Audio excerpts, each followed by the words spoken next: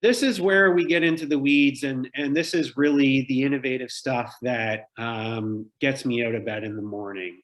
Again, the promise of renewable energy was to democratize power, a movement away from the centralized generation sort of hub and spoke system where you have a, 1,000 megawatt nuclear plant or gas plant or coal plant or whatever it is, extremely high voltage transmission, and then distribution up to customers. Where there is generation sited where there is consumption, we call that a distributed energy resource.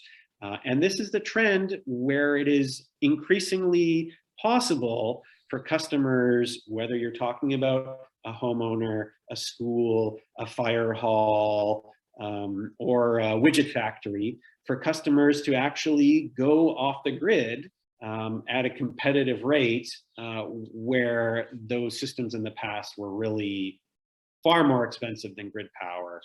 Today, that's not the case.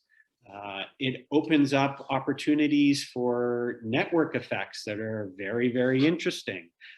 So-called virtual power plants.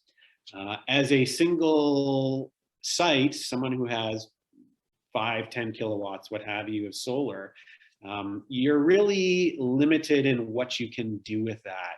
You can offset your own consumption.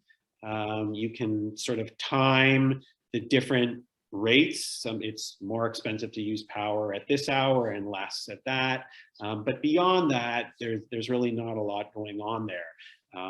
The future trend, and this is really why Group 4 Solar has decided to have a focus on residential markets, is this sort of we're all stronger together sort of effect. You can virtually network these systems into much larger systems as they face the utility, and you can actually provide what are called ancillary services, where you're doing more than just selling power. You're regulating the frequencies of grid generation assets, controlling voltage, so to speak. And these are things that the individual can't do on their own.